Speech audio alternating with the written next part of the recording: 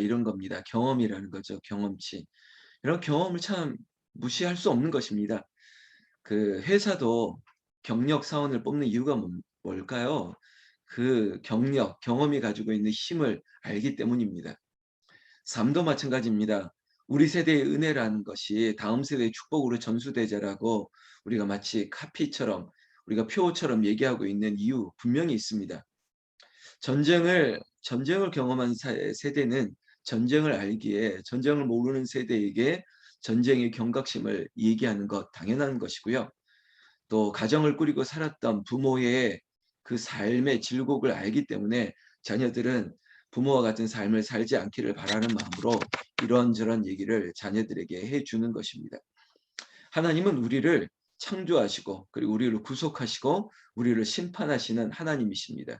하나님께서 인간을 지으셨기 때문에 그 인간을 구속하기 위해서 또 당신의 아들을 십자가에 그렇게 큰 대가를 치렀던 그 놀라운 은혜가 우리를 너무나도 잘 안다는 것입니다.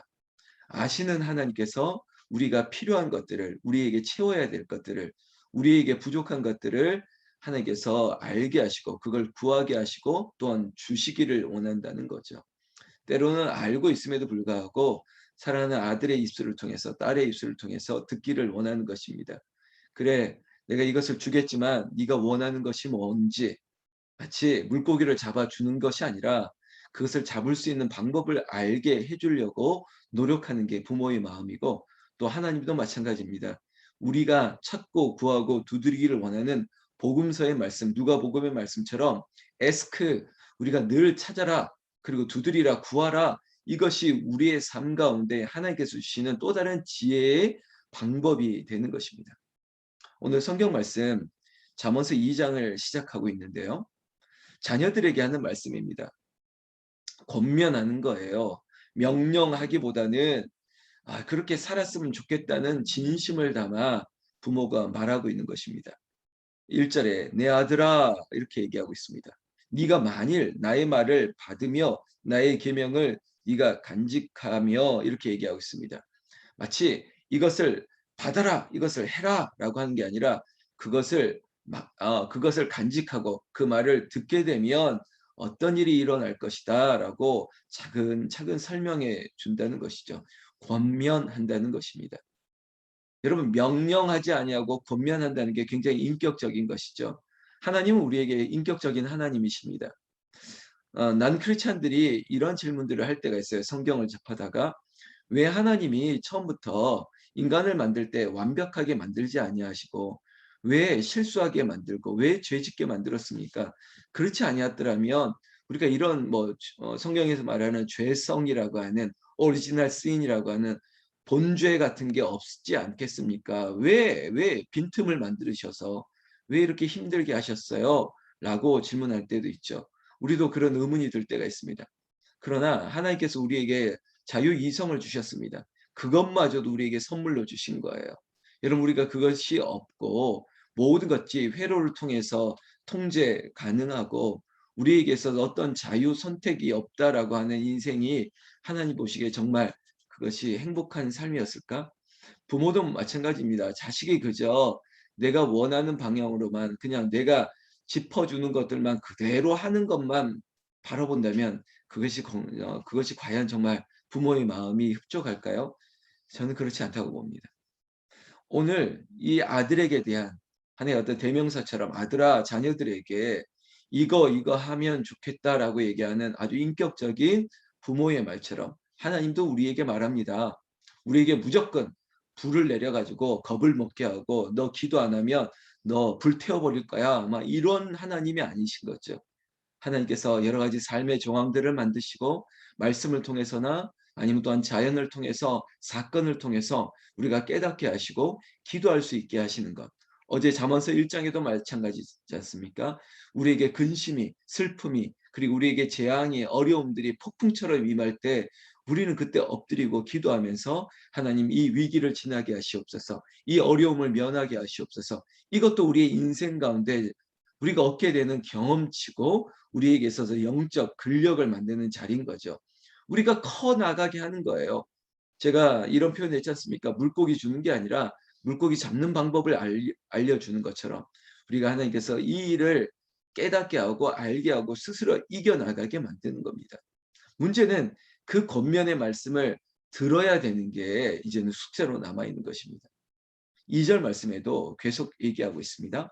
너의 귀를 지혜에 기울이며 너의 마음을 명철에 두며 이렇게 얘기합니다. 여러분 이게 그저 인간적으로는 지혜와 명철 그저 이런 부분으로 끝나는 것이 아니라 영적으로 하나님의 말씀 그리고 하나님께 구하는 기도 가운데 성령이 우리의 영이 우리에게 임하면 우리에게 어떤 변화가 있을까? 기도를 촉구하고 기도하면 우리에게 은혜와 축복이 임할 것을 계속 권면하는데 그 말을 듣지 않는다면 우리는 마치 지금은 가설처럼 if라고 얘기하지만 우리는 어느 길을 걸어야 될까요? 다시 잠언서의 소론 마샬이라고 했던 이름처럼 비교할 수 있지 않습니까? 경력은 비교할 수 있었어요. 이렇게 해봤고 저렇게 해봤기 때문에 두 가지 옵션 중에 이것이 더 좋았다는 것을 경험은 알고 있는 것이죠. 그래서 그 경험치를 모르는 경험이 없는 사람에게는 이 길이 좋은 것임을 알려줌에도 불구하고 두 가지 옵션을 비교하지 못하는 어리석은 자들은 그냥 내 길을 걷는 거죠. 어제 말씀처럼 my way, 내 길을 가겠다는 겁니다. 그러면 그 결과는 아는 사람은 알지 않습니까? 그리고 경험했던 사람은 알기 때문에 안타까운 것입니다.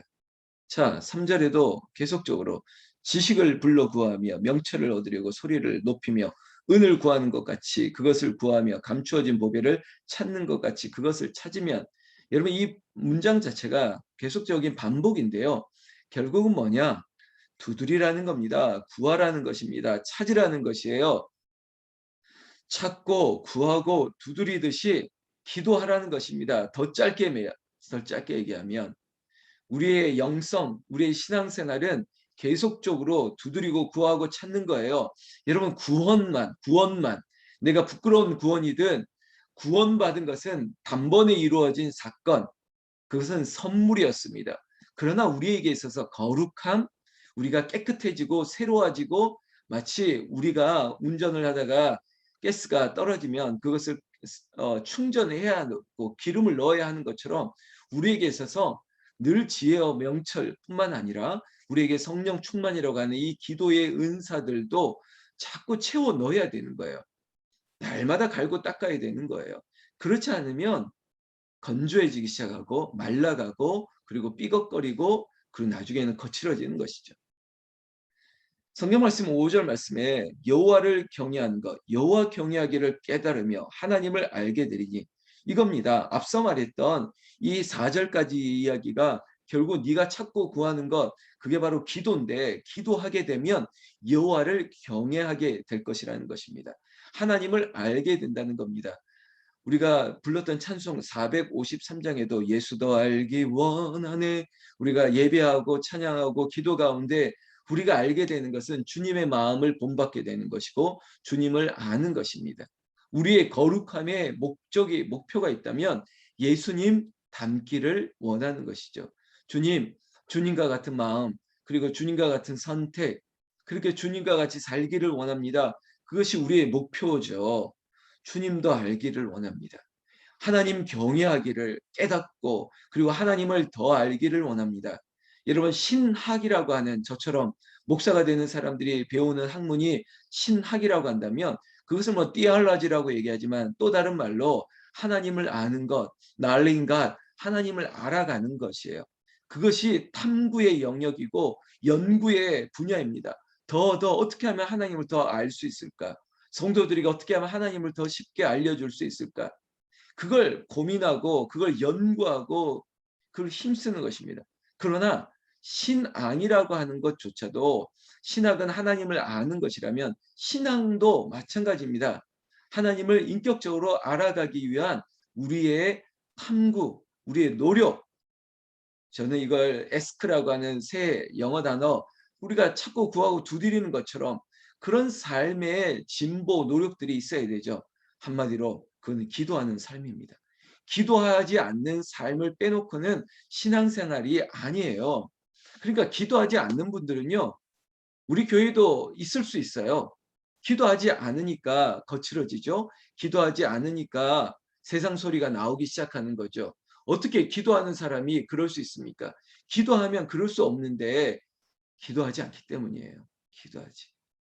교회가 기도하지 아니하면 마치 교회가 어떤 국회의사당 같은 모습이 나타날 때가 있습니다. 기도하지 않는 교회는 마치 학교와 같은 모습이 나타날 때가 있습니다. 한계가 있는 거죠.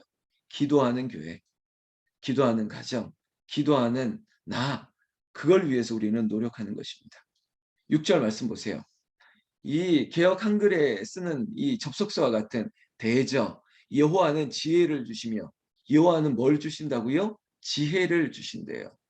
오늘 이 자리에 있는 새벽을 깨우는 우리 모두에게 지혜의 영이 임하기를 예수님의 이름으로 축원합니다. 여러분, 이 문장에서 보듯이 지혜는 선물이에요. 은사예요. 카리스마. 하나님이 주시는 거예요. 하나님이 이 자리에 우리에게 선물로 주시는 거죠. 누구에게 선물을 주실까? 제가 표현하는 것은 기도하는 자에게 주는 겁니다. 하나님이 가장 사랑하는 자, 기도하는 자에게 선물을 주시는 것. 여호와께서 지혜를 주시며, 그리고 6절 계속 보세요. 지혜와 명철을 그 입에서 내심이요. 저는 이 문장을 붙잡고도 그렇게 기도하는 거예요. 하나님, 미련합니다. 저는 모르겠습니다. 하나님, 제가 어떤 말씀을 전해야 될까요? 제가 어떻게 이 귀한 성도님들에게 어떤 말씀을 전해야 될까요? 하나님, 제 입술에 지식과 명철을 제 입에서 하나님 기름처럼 부어 주시옵소서. 이런 기도하는 거죠. 7절, 정직한 자를 위하여 안전한 지혜를 예비하시며 행실이 온전한 자에게 방패가 되시나니. 오늘 제가 이 구절을 가지고 어떤 이미지도 넣어드릴 텐데, 지혜가 우리에게 방패가 될 때가 있습니다.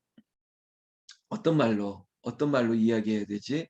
어떻게 대답해야 될지, 모든 삶에 있어서 지혜가 방패가 된다는 말은 또 다른 말로 성령께서 보혜사 성령이 되어준다는 말 기억하십니까? 보혜사가 뭡니까? 보혜사는 파라크레이토스라고요. 내 곁에서 가장 가까운 곳에서 마치 수행 변호사처럼, 전담 변호사처럼 내 옆에서 내가 알 수 없는 말, 내가 함부로 할 수 없는 말, 그 말을 대신해 주는 사람이 보혜사예요. 오늘 성령께서 우리에게 그런 성령의 보혜사가 되시고, 또한 지혜의 방패가 되어 주셔서 내 삶을 지켜주시고 적들의 불화살로부터 막아주시는 역할, 그게 바로 하나님 성령께서 지혜가 하시는 역할인 것입니다. 자, 8절, 왜냐 대저 그는 정의의 길을 보호하시며 그의 성도들의 길을 보존하려 하심이니라. 아멘. 이 자리에 있는 우리 모두를 지켜주세요. 정의로운 길로, 공의로, 공법을 물같이, 정의를 하수같이 우리의 삶 가운데 흐르게 하시고 막히지 않게 하시고, 그리고 우리를 보존하시고 지켜주시는 은혜, 성도들이 가는 길, 그 길을 하나님께서 붙들어 주신다는 것입니다. 그렇다면 우리는 앞서 말했던 내 아들아 깨달으라고 했던 권면의 말을 들어야 될 텐데, 9절, 그런즉 네가 공의와 정의와 정직 곧 모든 선한 일을 깨달을 것이라. 깨달아야죠. 알아야 할 것이라. 여러분, 저 사람이 깨닫지 못한다. 그러면 깨닫게 해달라고 끊임없이 기도할 수밖에 없어요. 왜요? 싸워보셔서 몇 번 말해봐도 안 먹히지 않습니까? 사람을 변하게 하는 것은 결국은 성령의 역할, 하나님이 하시는 일이기 때문입니다. 여러분, 내가 해도 안 되는 건 방법이 없어요. 기도하는 방법밖에 없습니다. 저 사람을 변하게 하는 것. 10절, 지혜가 너희 마음에 들어가며 지식이 너희 영혼을 즐겁게 할 것이며. 이겁니다. 제가 이 근거를 가지고 지금 하나님이 하셔야 된다는 거예요. 지혜가 마음에, 그 가슴에 영혼을 즐겁게 변하게 할 수 있는 것은 오직 하나님이 하셔야 되기 때문에, 하나님 아버지, 내 아들을, 내 딸을, 내 남편을, 아내를, 우리 가족을, 내 부모를 하나님 바뀌게 하시고 변하게 하시고 그 영혼을 구원 얻은 즐거움으로 새롭게 하여 주시옵소서. 이게 누구의 영역이라고요? 하나님이 하시는 일입니다. 그럼 우리가 할 수 있는 것은 자꾸 두드리고 구하고 어쨌거나 기도하면서 하나님 도와주시옵소서. 11절, 근신이 너를 지키며 명철이 너를 보호하며 12절에 악한 자의 길과 폐역을 말하는 자에게서 건져내리라. 여러분 구원이 뭡니까? 구원이 바로 건져내는 거예요. 모세를 건져내는 것 이게 바로 구원이에요. 결국은 구원을 이루어내는 것, 저 악한 길에서 건져내는 것, 저 my way 본인은 저 길이 맞는 것 같지만 그 길에서 데리고 오는 것, 픽업하는 것도 하나님이 하시는 일이기 때문에 하나님 불쌍히 여기시고 하나님 건져 주시옵소서 이 기도하는 것이죠. 근데 하나님께서는 건져내리라. 하나님이 하나님이 하실 수 있는 분이기 때문에 그분께 기도하는 겁니다. 이 자리에 있는 사랑하는 성도 여러분, 하나님이 건져내십니다. 왜요? 하나님은 제가 이 세 가지 큰 영역으로 창조와 구속과 심판 하나님이 하실 수 있는 일이기 때문에 아니 하나님만이 하실 수 있는 일이기 때문에 13절, 14절, 15절 이 무리는 정직한 길을 떠나 어두운 길로 행하며 행악하기를 기뻐하며 악인의 패역을 즐거워하나니 그 길은 구부러지고 그 행위는 패역하니라. 아무리 이렇게 얘기해도 인간의 본성은 자기의 길로 가려고 하는 거예요. 가르쳐주지 않아도 죄를 배우고 아이들이 언제 배웠는지 갑자기 욕을 하기 시작합니다. 어디서 듣고 배웠는지. 여러분 인간이 가지고 있는 이게 바로 본성이라는 게 죄를 탐닉하는 거예요. 죄를 찾아 자꾸 떠나려고 하는 것입니다. 그 길을 바로 잡아주고 그리고 구원의 길로 인도하는 힘은 오직 여호와 하나님께 있음을 우리가 알고 우리가 이 매일 성경의 제목처럼 간절히 지혜를 찾으면 성령의 도우심을 구하면 성령께서 내가 할 수 없는 것들을 하게 하시는 능력이 나타나기를 나는 우리 주 예수님의 이름으로 축원합니다. 축원합니다.